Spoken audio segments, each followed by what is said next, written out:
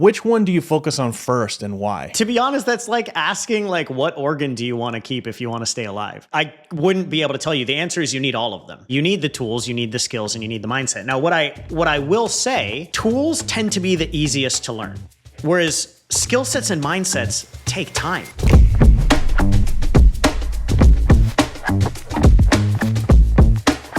Welcome to Coach's Corner with Zander, Fryer, and Jay Williams, where we dive into what it really takes to launch, build, and scale a successful coaching business, one that brings you more income, more impact, and more freedom than you ever thought possible. After more than a decade in the coaching space, each of us building multiple seven-figure businesses and helping thousands of coaches grow 6 and 7 figures, we realized we've learned way too much not to share it with the world. So welcome to Coach's Corner. One of the biggest things we hear from coaches when they first get started is they don't know where to start. It seems overwhelming with the things they have to do, all the ways they have to be, all the approaches they need to take, and it actually gets people stuck. But you introduced a concept to me a few years back, Zander, that is called mindset, skill set, and tool set. And it put a few things in perspective for me that didn't make sense before. So today I thought we'd reduce the confusion and give coaches a clear place to start.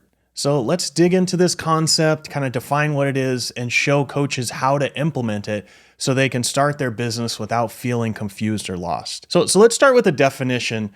What is mindset, skill set, and tool set? How do you explain this to someone who's never heard of it before? One of the first things that we learn in coaching is, mindset is one of the most important things for you in anything, in achieving your goals and getting whatever it is that you desire. We all learn that mindset is incredibly important. And for a lot of coaches, mindset becomes the only thing, right?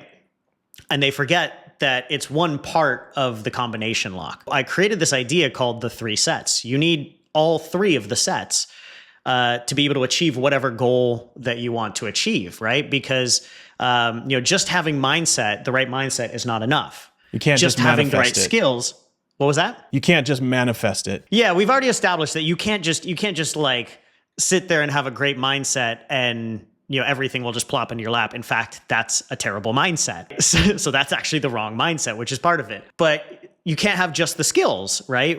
There's people that people that have immense amount of potential and skills, right? You look at any like professional sports athletes or things like that. Like, yeah, a lot of them have like a base level propensity of just like, they have genetics that give them skills beyond belief. But if they don't have the right mindsets to back that up, the work ethic, the ability to overcome problems and resiliency and that sort of stuff, like they don't actually make it to the pros, right? There's countless tales of people that had so much potential that never made it past high school or college because the mindset wasn't there. And then the tool sets are the same thing, right? It's like you could have all the mindsets and all the skills, but if you don't have the right tools, again, if you are an amazingly intelligent person and you are great at punching, and I told you to hang a painting on a concrete wall and I gave you a nail and the painting, but I didn't give you the hammer, it's going to make your job significantly harder because you didn't have the tool.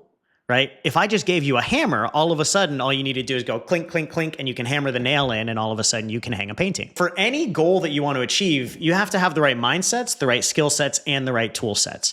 And you need all 3 of them to be able to get there. And if you're not at the goal you want to achieve, it's most likely because you are missing either a tool set that you need, a skill set that you need to master, or a mindset that you have wrong. Right. Okay. Just to clarify, so the mindset is like your approach to it. Like, you're gonna, like, you're focused on. I'd say, so if we're gonna define them, I'd say a tool set is like, well, you need a phone. That's a tool that you need. If you're gonna call people, or you need an internet connection, that is a tool that you are gonna need, or a laptop that you are gonna need. Skills, right? If you're building a coaching business, well, you need the skill of being able to be a skilled coach. Obviously, that's one of them. Being able to actually coach someone, that's a skill. But you also need to have skills as a salesperson because you need to sell people into wanting to work with you, and skills as a marketer, or skills around creating content that people actually want to watch so you can get eyeballs on your stuff. These are all skills that you need to master and build. And then the mindsets, it could be anything. Yeah, like these are beliefs. These are mental behaviors, right? A mindset of I'd probably qualify them as beliefs would be kind of the core of what the mindsets are. All right, so I'm going to try to get this clear in my mind. If you're a coach, you're going to need the mindset of like, I I want to help people. I can help people. I believe I can make this sort of difference in the world, right? I can overcome whatever obstacles, right? So these are just some examples. There's probably some better ones, right? Then you would also need the tools of like, like a laptop. You might need a Zoom account. You would need maybe some scripts to follow. You would need an Instagram account or whatever, social media account, right? And then you would need the skills to know how to use those things. You may be able to follow the directions on how to post something on Instagram, but that's not the same as having something, reach your ideal client. Exactly. So like having the tool set of like a framework of how to post and what type of content to post is different than mastering your Instagram content. That's a skill that you have to build by practicing and getting feedback and outside eyes to help you get better. In my YouTube feed around my birthday, there's always like Kobe Bryant, videos that come up. Yeah. And, these like motivational videos where he talks about like how he wasn't the tallest, he wasn't the fastest, he wasn't the quickest, he couldn't jump the highest. He had some of the tools, but he had to really focus on developing skills that were kind of beyond, what his body was capable of doing, right? In order to sort of dominate. And so, that when you kind of describe that, it's like he's got this mindset of like a killer. He wants to win every time. He's got the tools of, he was still 6'5", and, he could still jump, and he had this athletic ability, but he developed these skills of like, eventually nobody could touch. Yeah, exactly. This makes sense to me now. Which one do you focus on first and why? To be honest, that's like asking like, what organ do you want to keep if you want to stay alive, right? It's that I wouldn't be able to tell you. The answer is you need all of them. Which one do you focus on first is, kind of irrelevant because you need them all, right? You need the tools, you need the skills, and you need the mindset. Now, what I will say is when I look at these, tools tend to be the easiest to learn, right? You can learn how to use a tool very, very quickly. Whereas skill sets and mindsets take time. Right? Like how long does it take you to master something? Like how long does it take you to master a skill? Yeah, a long time. What it's outliers is like 10,000 hours, right? 10,000 hours to master something. We could probably become pretty proficient at something in 6 to 12 months. But still, that's 6 to 12 months, right? And so I think part of this is understanding, like it's not so much what do you need to focus on first, it's finding what you need to focus on and then put the work in to get there. Which one did you think about first? I felt like when I first started, here's the thing. I felt like I had all the mindsets because, I was a coach. I was fucking wrong because I thought, I had read a bunch of theory. I had read, all these personal development books, and I thought I knew what it took to actually like, build a successful business and that sort of stuff. But there's a difference between intellectual understanding, like mindsets of intellectual understanding, and then like a deep knowing. Real wisdom is only achieved by action and embodying a principle, like living a principle. And so when I first started off, I thought I had all the right mindsets. And so I focused on the tools and the skills because most coaches don't do that. I was like, okay, I need to go find some sales scripts, some marketing help. I need to go learn the skills of selling, right? And because I focused on that, here's what happened is I went and found the tools, and the tools were really easy to learn. But then I found that building the skills was harder, right? It's like we have clients all the time who have never sold anything before in their life, right? And they come in and we're teaching them how to be on, put out content and market and copyright and sell. And when they get, their first 2 sales calls or their first 3 sales calls are a no, what's the first response? This script doesn't fucking work.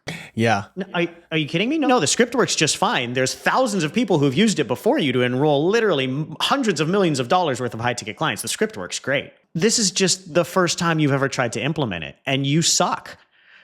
So maybe understand that, and let's put in a couple more rounds of like, okay, let's record a call. Let's get some feedback. Let's get better at what it is that we're doing. And then maybe by your 4th or 5th call, you start enrolling people. So I think for me, I started with the tools and the skills, and the tools were easy. And then when it got into the skills, it was like, man, I'm learning entirely new skill sets that I didn't have before, that I never developed in the corporate world. And that kind of shined the lights on all of the mindsets that I had wrong. And so I think the first mindset that I learned that was pivotal for me being successful was, I thought that I knew that I had done the mindset work. And the first mindset, like the first real mindset reopening and belief that I had to develop was really, I'm just starting off. And like understanding that like I had to be open to learning new mindsets, shifting new beliefs, and becoming an entirely different person as I kind of developed in my career. So you started with like, I have the mindset, I'm going to go investigate the tools, see how the tools and the skills, see how hard this is. And then you're like, okay, tools seem really easy. And then you get into it and you're like, oh, wait, like I need to be able to, hear no a bunch of times. I need to be able to. Yeah. Like I was never a salesperson. I was an engineer. I'm a natural overthinker. I'm a people pleaser. And to have to go get on a sales call was terrifying for me. And then as you started to face some of that stuff, you started to realize like, oh, wait, I do need to work on the mindset. There's so many mindsets and beliefs that I have that are blocking me that I didn't even realize were there. Yeah, that's interesting. That kind of reflects the same. It's similar to the way I approach it. It's like, for me, the mindset is just like curiosity. I like this thing. I liked coaching people and the sort of, friends or whatever were asking like, how do you do this? Or how do you do that? I liked helping them. And then I started investigating the tools like, well, how hard would it be to be able to, at that time, open a gym, right? Yeah. How much work would it be? This is something I love about you right now. Your process is it's curiosity, and then you find something you want to do, and then you just go look at the tools and systems that other people have implemented to get there. Yeah. Yeah. And then it's like, once you kind of get an idea of what are the tools, like, okay, I need a hammer and a wrench and, whatever. Okay. Yeah. I find the tools, then it's like, okay, what is the work level required to have not even like world class, but just like some sort of proficiency to like. I'd say proficiency or some form of effectiveness. Like it actually shows a result. I mean, for me specifically, it was like, how much work until I earn enough money to not lose money with this business? Yeah. Right. That was kind of it. And then once you figure that out, it's like, okay, am I willing to pay the price to do that? Yeah. So that's just when you get started. But I think what happens is you always reach some point that is harder than you think it's going to be. And then you either have to grind your way through it by learning it, or you have to go and, like you said, revisit your mindset. It's like, oh, I just thought I would, put up a sign and people would just walk into my gym. Turns out. And it would be good to go. Yeah. Yeah. Turns out I have to go out and find people and talk to them. I thought I'd be able to work 4 hours a day. Turns out I'm waking up at 4 a.m. every day. Yeah. Maybe I need to shift my expectations, and maybe I need to work on my work ethic and that sort of stuff. Yeah. Yeah. So worked with lots and lots of coaches. Give me an example of someone who has a great mindset, or you feel like had a great mindset, but was missing the other two. Yeah. I mean, we get a lot of coaches like this. Like we get a lot of coaches that actually have done a lot of the deep personal development work. And I'd say the one mindset mismatch that they have, like they've invested in themselves. They're resilient. They do the work. The one mismatch is you always hear like every coach needs a coach, right? And so they've even hired coaches and stuff, but they've hired coaches in the area that they're comfortable. Like they hired a life coach to help them continue to work on their mindset because they are really good and comfortable working on their mindset. And it's literally the one thing that they have never done is invested in like a marketing and a business or a sales coach, right? And like so like when they come in and they don't have, if someone legitimately has all the right mindsets, they just don't have the tools or the skills, they get up and running very, very quickly because the tools are easy to learn. And if you have the right mindset, you're not afraid to learn the skills. You know that you're going to have to put in work, right? Like if you know like, okay, I'm going to have to learn sales, it's just like, all right, let's just go do what we got to do. In my opinion, a lot of it does still come back to mindset. Like if you have the right mindset, you can achieve anything, because if you have the right mindset, then you know that you need to go get the tools and you go invest to get the right tools. And you know that you're going to have to learn the skills. So you invest in a mentor and a coach to help you learn the skills and get feedback and get better at all the things that you need to do. So if you have the right mindsets everything else does come. It's the other way around that's a bit harder, right? Because teaching the tools and helping someone get with the skills when they've got the right mindset is pretty straightforward. I'll be honest, actually, we just had a client like this. Like, looking back, it was like, this was totally my failure, right? So we had a client come through, and he was a very, very successful guy, right? Like, very prestigious corporate career, very successful. I'm not going to name exactly the things that he'd accomplished because it'd be pretty obvious who it was. And he basically came in and had such a firm stance, like, I don't need to work on any of the mindset stuff. I've already done it. Right. And he was so firm about it and so confident. We're like, okay, well, let's just move to the tactical and skill stuff. Well, we moved to the tactical and skill stuff, and it all went to shit. And we were like, what's going on? And he's like, this doesn't work, that doesn't work, this doesn't work. And he was blaming the tactics and the tools. And I was like, oh my God, like, we just let our client go. If you imagine the combination lock being 10 numbers, and the client goes, I don't need the first 3 numbers, I know them already, just give me the last 7. And we give him the last 7 and the lock's not opening. And he's going, your last 7 numbers suck. When the truth was, the first 3 numbers that he said he had, he didn't have. Yeah. That's where you get yourself in trouble, is like, if you're just focusing on the tactics and the tools. And this is where, so many programs and stuff fail, because they just focus on the tactics and tools, and the mindset of their clients is not where it needs to be. For us, like, this literally led to us, like, you can't go back and be like, hey buddy, we need to work on your mindset. Right. So this literally led to us having to refund this client and let him go, because he just thought we were the worst thing in the world. And it was literally because we let him skip the mindset work. When I think about it, it's like, and maybe it's because my mindset's a little different. I don't think I know everything, but I do think that in the practice of doing things is where you kind of learn. It's like, if you play around with the tools and then you're able to get results, then it's like, oh, I can do this, right? But see, this is your belief though, right? Is like, you have a belief that it's like, oh, I can play around with the tools and I'll get curious, and that's where I'll learn the stuff. Whereas, like, some people have this belief, like, it's a belief of like, I just need a silver bullet. Like, the silver bullet is going to be the thing that gets me across the line. But they don't realize, if you don't develop the skill of being an expert marksman, you can't hit shit with a silver bullet. So it's like, a silver bullet doesn't do you any good if you can't shoot a rifle. Yeah, your mindset is extremely important when it comes to like executing these tools. It's like, and I mean, I've seen this as well. You could be a really negative person and really, really complain all the time. But if you do the work, then you will get the outcome. But what happens is you're not able to sustain the outcome because, like, you did the work begrudgingly or whatever. And your mindset will drag you back down. Part of who you are, and you actually enjoyed it. Yeah, your mindset will drag you back to where you were before. That's a great point though. Like, one of the mindsets we have to work on with our clients, right? It's like, yeah, well, we teach our clients, like, we have the best sales framework in the world for coaches. And then we literally practice sales calls with them to get them good at doing sales, right?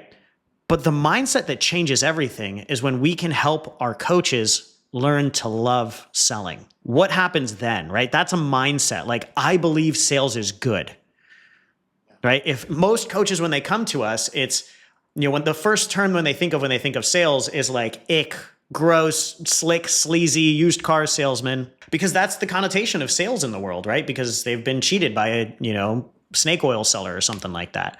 But like, if you have something good to sell, you have a moral obligation to sell it. Right. And so you have a moral obligation to learn to love selling and actually enjoy it so that you can, otherwise you're never going to enjoy being a coach if you can't learn to love selling. So we end up teaching our clients like the similarities between coaching and sales, right? They're all the same process, right? Except coaching is after someone's paid you and sales is before someone paid you. It's basically communicating in a way that helps influence and persuade people to take courageous action. It's the same thing. Just one's before people pay you and one's after people pay you. That's it. The mindset of looking at sales and marketing as like not an evil thing. Like, if you're really effective at it and you have a product that can help lots of people, then yeah, you have a moral obligation, because looking at lots of different businesses that are just pure marketing, right? Like, I was at a music festival or whatever, and we weren't just drinking water. we were drinking Liquid Death, right? You know that brand, the Liquid Death water? Yeah. This thing didn't exist 5 years ago, and now it's at every, it's at every festival. It's at, you buy it and it's just marketing. It's just water. You can build a $1 billion company just through sales and marketing. And there are lots of people out there that profit from just really good sales and marketing, making you feel a certain way to buy their water or their tequila or whatever it is. And here we are as coaches saying, I don't want to learn that stuff because it's evil. It's like, great, you can be broke and no one can hear the transformation that, no one can experience the transformation that you bring, while somebody else goes and sells them. Yeah, because of your belief and your mindset around this one thing. So, it seems to me that if you could only pick one of the three to focus on first. I'm not going to say it. I'm not going to give you that. I'm not going to give you that, Jay. You need all three. But if you were to only pick one. I just, I like the 80-20. Look, I want to get right. Like, tell me the one thing to do to get started. Yeah. Great. But I think the problem there, this is actually a really good conversation, because I think the problem there is, like, you can't just focus on the mindset, because learning the tools and the skill sets informs what mindsets are missing, right? It's like, I would have never learned what mindsets were missing if I was not focusing on the skills and the tools. That's a great example we talked about before. It's like, you can't just sit there and meditate on the goal. You have to actually go do something to find out, like, is the thing that I'm doing the thing that I'm doing. The perfect example is the salesman that we're talking about. It's like, I hated selling when I first started my coach. I didn't realize that I hated selling. I didn't realize that was a mindset that was getting in my way, that I legitimately believed selling was bad. And then when I started to work and I learned the tools and then I started to practice sales, I was like, oh, I don't feel good doing this. And it's not because it's immoral. It's because I have my own fears and limiting beliefs around sales. Like, everyone goes like, I have so much resistance to doing sales. It's immoral. No, you're just fucking scared, and it's uncomfortable for you. And it's resistance because you lack self-worth. And by doing this, you're afraid people are going to judge you for trying to sell a product that's going to change their goddamn life. So it actually has nothing to do with your resistance, spiritual resistance. No, it's not. It's just, you're afraid, right? Just admit it. It's the truth, right? And then I had to realize that, but I was open enough to realize, like, okay, whatever I'm getting triggered by, this is a me thing. What's the mindset or what's the belief that I have that's holding me back? And I'd dig in and I'd go, okay, very clearly my belief is if I sell someone, I'm taking from them. I'm taking money from them. I'm taking something from them because it's deep seated. I've believed it as like a zero sum game. If I took, they lost. Right. And then I had a mentor tell me, he said, Zander, you have a new iPhone, right? I was like, yeah. He's like, how much did you pay for that? I was like, shit, like $1,100. He's like, cool. When you bought that iPhone, did you ring up Apple and be like, you motherfuckers, you took my $1,100? I was like, no. He's like, do you feel like you're happy with this exchange and you got amazing value? Like, would you want to just give it back and get rid of it? I'm like, no. I want my iPhone. This is why I made this exchange. He's like, so what you're telling me is they sold you and you don't feel taken advantage of? I was like, no, I don't. He's like, do you feel like you got a better deal? Yeah, I do. This is worth more than $1,100 to me. That's why I bought it. Your coaching is the same thing. And that was the shift in my belief. But I wouldn't have learned that had I not started to go down the path of selling and realize, oh my God, I have so many triggers and so many things that are holding me back. Yeah. Oh God, we could do a whole thing about that. I feel like I want to hear from you as well. I want to go down the list. I want to see what you think, like, the most important tools, skills, and mindsets are if you're a starting coach. Like, let's say we want to build like a multiple $6-figure or $500,000 business. Like, what are the tools that we need? Okay, so we'll start with the tools because they're easy. Yeah. Right. I think you need some basic tools like a laptop and the like a social media account, right? So yeah, laptop, internet connection, social media account. Maybe Zoom. Yeah, maybe Zoom. I also, by the way, I also think this is the problem with entrepreneurship these days is the barrier to entry for entrepreneurship is so low. Like, literally, you could get all of that. So you have all of this stuff. Most people already have all of this stuff. So you could start your brand new coaching business without buying anything. So there's like very minimal barrier to entry from a tool standpoint. Like you don't have to have a physical shop anymore. You don't have to, have like team members or employees or yellow book page ads or something. So would you describe like a roadmap as a tool, like, to go from 0 to 10K? So. Like this, we just talked about sales, right? So a sales script, that's a tool, right? A social media posting plan and calendar, right? So like being able to, and a framework for how to do your social media posts, whether they're, for on Instagram, if it's reels or carousels, or if you're on LinkedIn for video or articles, or if you're on Facebook for lives, like having a framework for actually how to deliver these things that actually gets results. Those are tools. Okay. So then I would say, besides the sort of technical stuff, I would say that you would also want an area to focus. Like if it's a coaching business, health, wealth, or relationships, right? Yeah. Let's say it's health. And then you would need some sort of offer that you would want to make to people. Right. And then you would need, scripts to, get your offer out there, to have people, once they respond to your offer, script to tell, to know what to say, and then have conversations with them. Yeah. How to have conversations, a way to sign them up, right? A way to take payment, and then a way to kind of deliver, right? So I would say, like, really, when I say roadmap, it kind of includes all of those things. It's each of these frameworks in each of these areas. Yeah, those are all of the sort of tools I can think of and we're just talking about getting started, like from going from 0 to, a 6-figure business, right? Yeah. These are some of the things I would think. I can't think of anything else. I mean, for me, it would, I would probably want, a couple of additional things, like, a nicer camera, and maybe that's knowing what you know now, obviously. So maybe some apps on your phone for editing, or yeah. And the only other thing that I could really think of is like physical space to actually do the work. Yeah, like not just at a coffee shop, although you could probably make it happen there too. Yeah, we have one of our clients that's here in Nosara.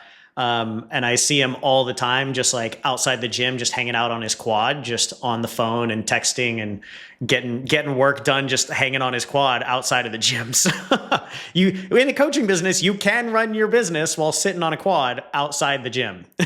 So we've got the tools, and we could put this into a list, but it's sort of like, I think this part is easier, right? Yeah. Because you can just do a search. What tools do you need for a coach? ChatGPT that shit. Yeah, exactly. Okay, so then we've also got the skills and the mindset. So what skills do you feel like each coach needs to learn? So there's the obvious skill of being able to coach.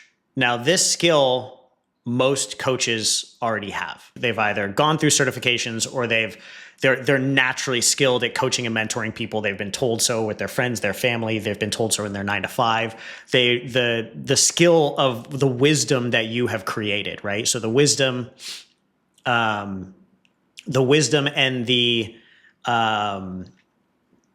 expertise that you have created throughout your life, and that's where most of this comes from, right? Yeah, like you might already be consulting it as part of your job. So that's a skill that most coaches already have, and then there's a bunch of skills that most coaches still need to build. I'd say the two most important ones are sales and marketing, right? These are by far the two most important skills. It's marketing, or there's so much that goes into the skills of marketing, copywriting, persuasive copywriting, creating content that grabs people's attention. Like you mentioned, the skills of being able to put together a good offer, right? So that people actually want to buy it. That's a skill set, right? Developing that skill set.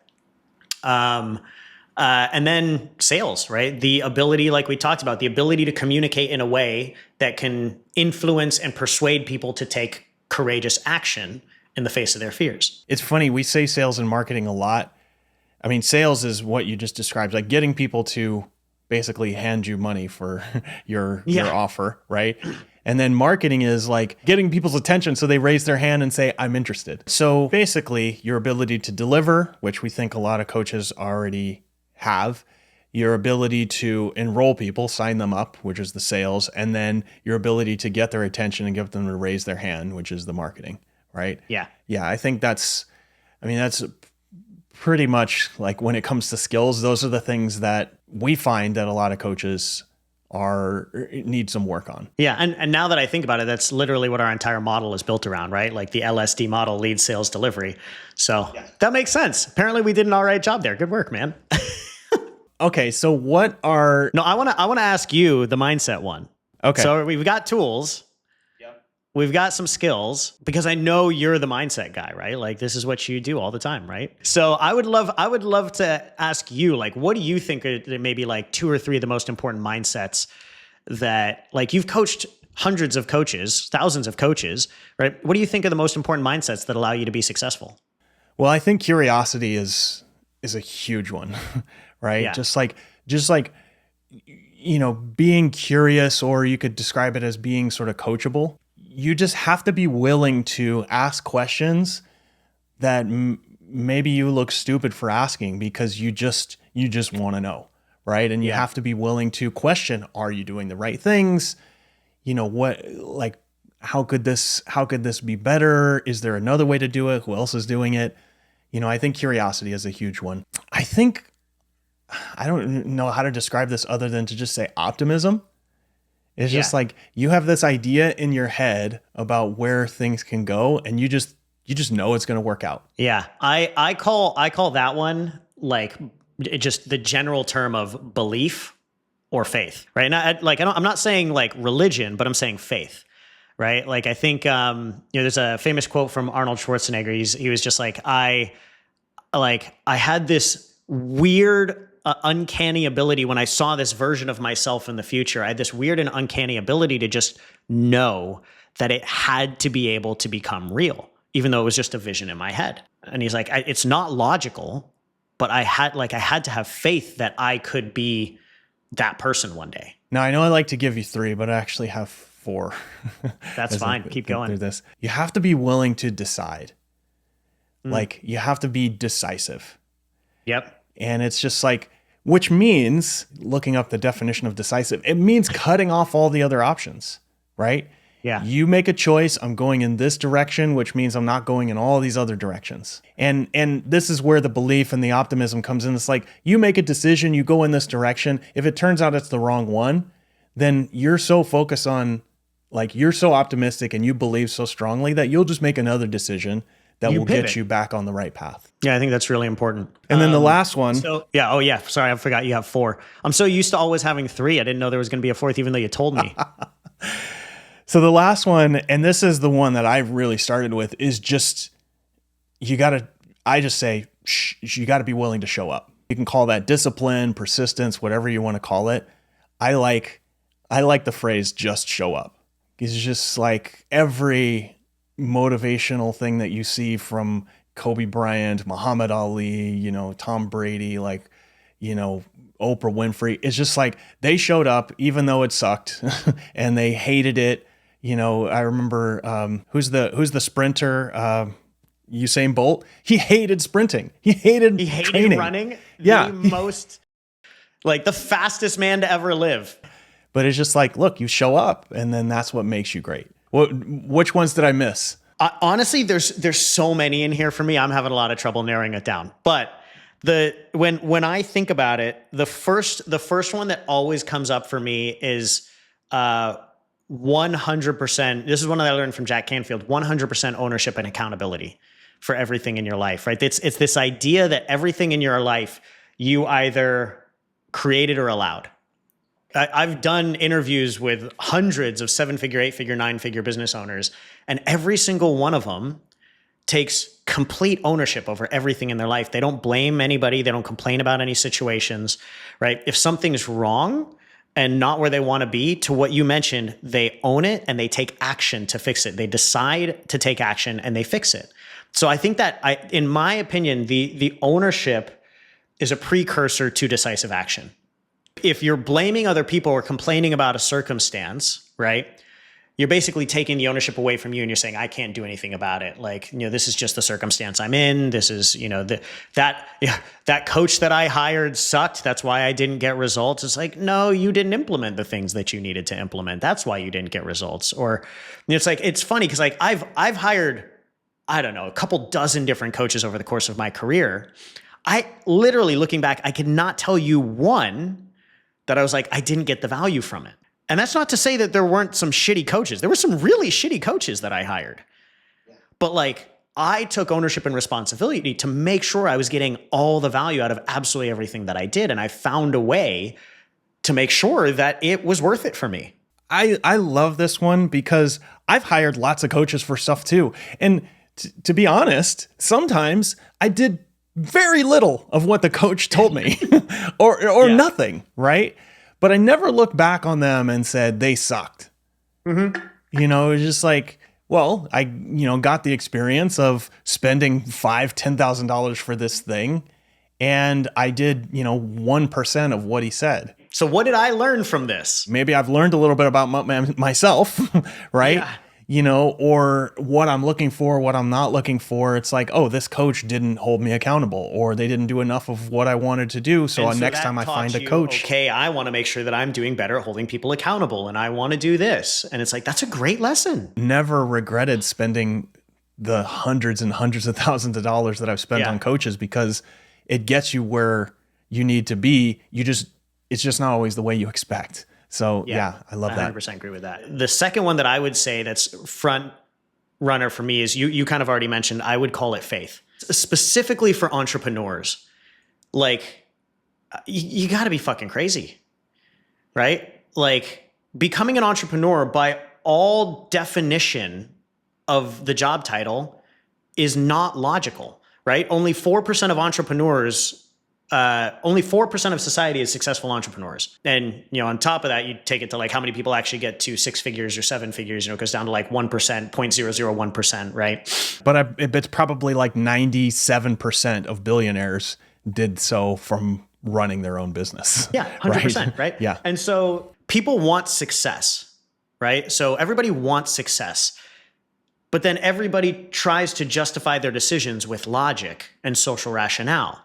And it's like, well, the definition of success is more. It's more than average, right? It's, I want more impact, more freedom, more money, more notoriety, more followers, whatever it is, right? More love, more connection. It's more. So if you want more, you can't follow social rationale, right? By definition, you have to be irrational to be a successful entrepreneur. And so that requires a belief and faith in something beyond what is rational. You have to have some kind of deep belief that we're talking about with Arnold Schwarzenegger, right? It's like I wouldn't believe that, whether you believe in a higher power or God or source or, Mother Earth or seventh dimension aliens or whatever it is, that you believe that thing that can understand more than you and is more conscious than you believe that it is good and it wants you to do good.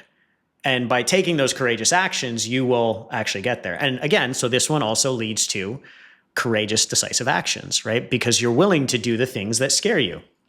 Now that I think about it, all of them lead to courageous, decisive actions. Have you ever met a successful entrepreneur? Let's say that they've done, 6 or 7 figures. I've met one or two. Have you ever met one that when you learn more about them, didn't have a moment in their business where somebody or everybody thought they were crazy? No. Me neither. It's so funny. Yeah. And I literally met, multiple hundreds of successful entrepreneurs through masterminds and in our colleagues in our business and stuff like that. On my podcast, like, I couldn't tell you one that hadn't had that moment. And the ones that you as an entrepreneur, you meet with other people, the ones that you pay attention to now are the ones that are doing stuff that seems a little crazy. It's like, oh, I tried to, build a business without employees. I tried to do everything just on WhatsApp. Like, it's like that kind of stuff is like the stuff that piques your interest now, right? That's the stuff that's the most inspiring. Isn't there like a Steve Jobs quote? It's like, here's to the crazies, because the ones who are crazy are the ones who that change the world or something. Yeah. There's an element of this where, the more people you ask for their opinion about what you're doing, the less likely you are to do it. Again, you're trying to rationalize it socially with the average and the norm, but the average and the norm is below where you want to be. And in the fitness industry as well, I mean, I don't know if you ever heard this stat. It was just like in America, something like there's like somewhere around 8 or 9% of, Americans are millionaires, right? But only like 4% have a six pack.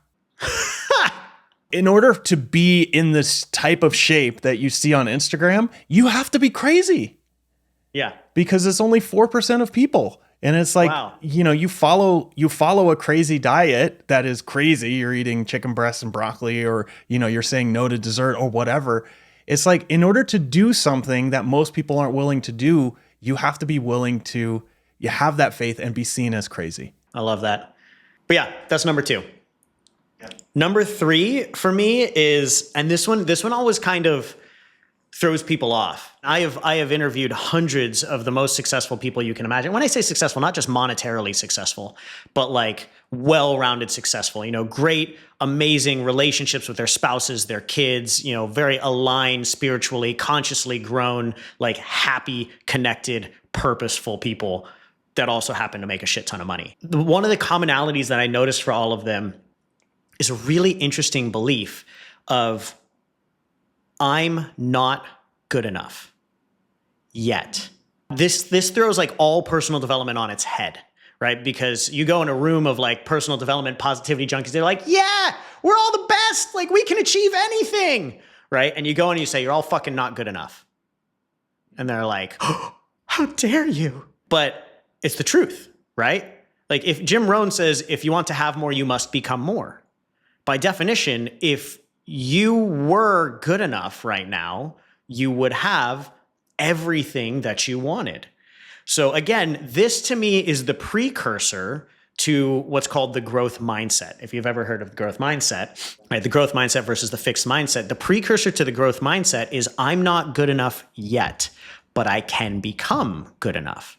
Right. And it's not to say you're not worthy. We're all worthy of success. We're all worthy of connection. We're all worthy of love. We're all worthy of abundance and all of these things. You're worthy, but you're not good enough. You need to build the skills. You need to learn the tools. You need to develop the mindsets, or sometimes undevelop the shitty mindsets to let the real mindsets come through.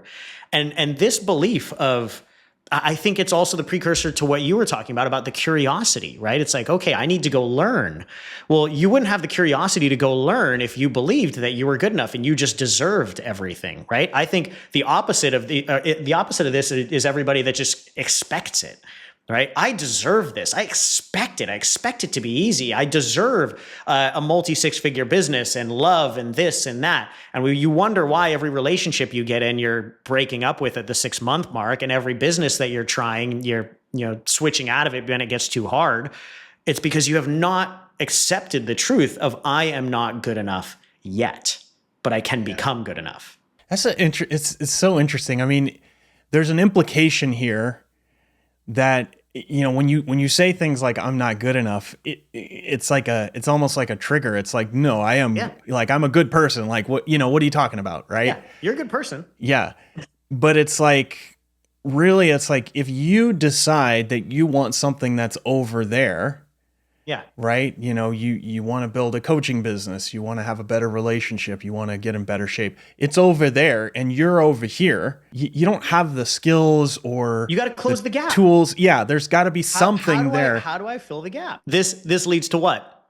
Courageous, decisive action to fill the gap. Like every single one of these, just if you look at it, just leads to more courageous, decisive action. What I find interesting about this is you could just decide to meditate and just be where you're at and decide you don't want that thing. That's some of the tension, especially with more of the spiritual people. It's like, I'm happy with the way things are, right? Yeah.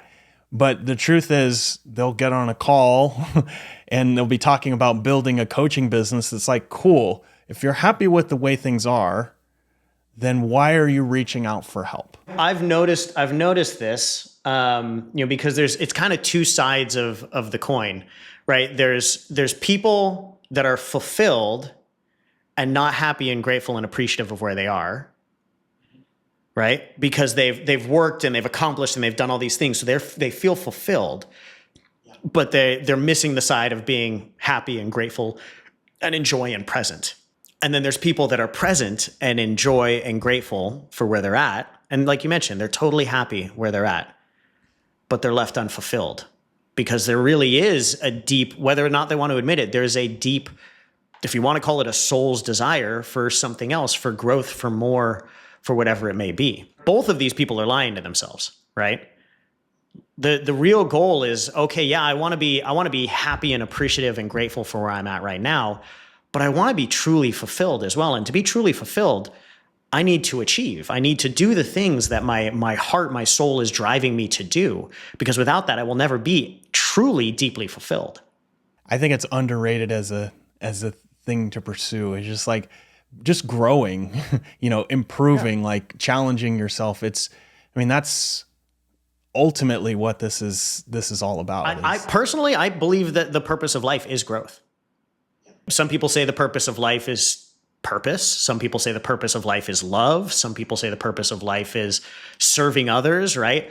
I would say that the purpose of life is to grow in every one of these areas. So yeah, the goal is for you to become more aligned with your purpose, for you to live more from a place of love, for you to serve humanity in a higher, deeper way. And all of these things come together to make you, to grow you consciously, spiritually, more connected to source consciousness or whatever it might be, more aligned, right? That's what the inevitable goal is, to really just be, that perfect being that meditates and floats off the ground, right?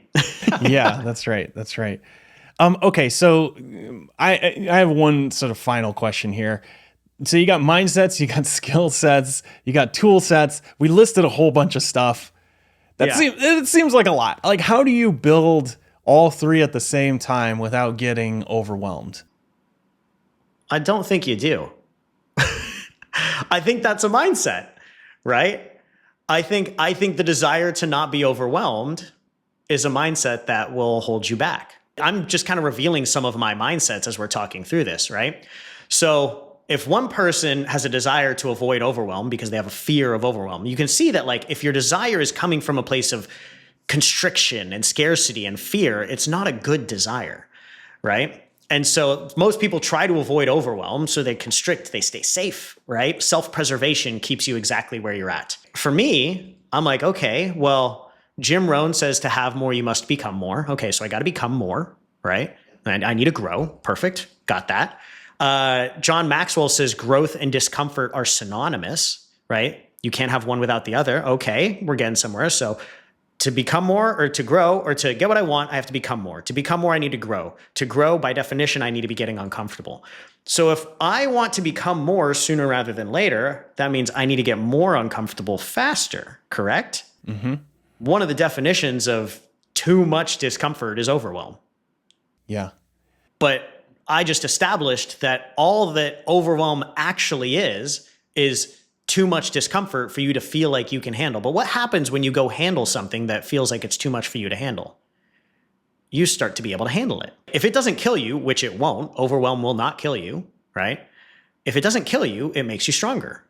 And so you can see these are a series of beliefs that I have where I'm like, okay, well, then I'm not going to avoid overwhelm.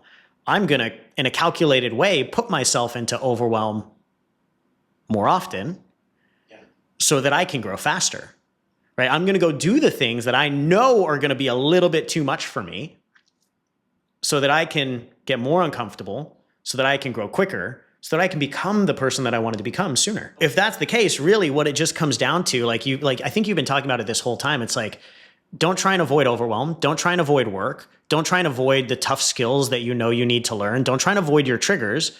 Lean in, right? If that's all it was, like that would be the big takeaway for me. Just lean into it. As you're describing that, I don't know, for some reason I always put this into a physical realm. I guess maybe that's just it's your background. I'm thinking about, David Goggins and actually the concept of overtraining, like overwhelm, overtraining is like, similar things. Like, can you overtrain? Well, the reality is this, like, if you're really out of shape and you go run a marathon, your body's not going to be super happy. Yeah. But if you are David Goggins, you can run a marathon every day and you'll be fine. Yeah. But the way that he got there was he was really out of shape and he started training and doing stuff. Overtraining little by little. Overtraining little by little. And it's like, what is overtraining? Like, are you going to die? Like, most people don't die just by training. It's funny that you bring that up because like I used to work with a PT, right? And I remembered one of the, like I was doing his programs and then I started to add on to his programs and he'd be like, careful for overtraining. And basically like as I was doing them, I realized my body adapted and I could go do another 20%, 30%, 40%. So like what he thought was normal, I could do 80% more than what he was worried about me overtraining because my body adapted to it. You have to put yourself into that place of overtraining, of overwhelm, and then your body recovers. And it's like, oh, okay, well, I'm probably going to sleep a little more. I'm going to eat a little bit more. And so what I learned in coaching lots of people is there's no such thing as overtraining. There's only under recovery. I like that. Probably need to eat more. You probably got to sleep more. You might need to stretch or whatever. You have to figure out ways to recover. The same thing with kind of overwhelm. It's like, you know, if you're feeling overwhelmed, it may be that you will need to switch what you're doing and sort of recover.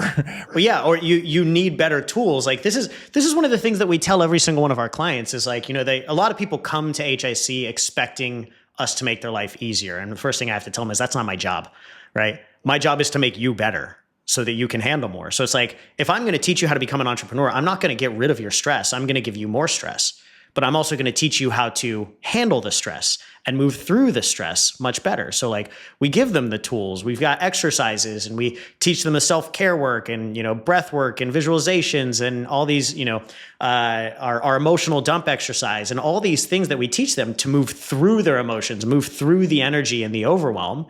So, you know, if before they could only handle a level 20 of overwhelm and it would cause them to completely go into fight or flight and they couldn't do anything, you give them these tools and all of a sudden they can handle 30 and then they can handle 40 and then they can handle 50, 60, 70, 80, 90, 100 because they have the tools to quote unquote recover from it properly. I love this. It's like, let's say that you know, have a whole bunch of, you know, enrollment calls in one day and it's like you know, you get sick the next day and then it takes you a week to recover. Okay, cool. Yeah. You set everything up. You get a whole bunch more calls. Maybe you don't get sick, but you feel like you need to recover, but it only takes you 2 days, right? Yep. And then, you know, maybe Zander gives you a couple of tools. You have a whole bunch of calls and now he shows you some, you know, breathing techniques or whatever. So it only takes you a couple hours to recover, right? Exactly. And then, you know, keep getting a few more tools and then it's like 5 minutes of breathing before each call and then you're recovered within 2 minutes of the call. And then you get another tool and you start to reframe what those calls mean and you don't need to recover, right? And that's what it takes. And that's building that process. Like I remember another good example, like I remember the first time I ever did like a video interview or a podcast or something. Like there was so much emotion. I did 2 in one day. They were like 2-hour-long ones. And like, that was all I could do the entire day.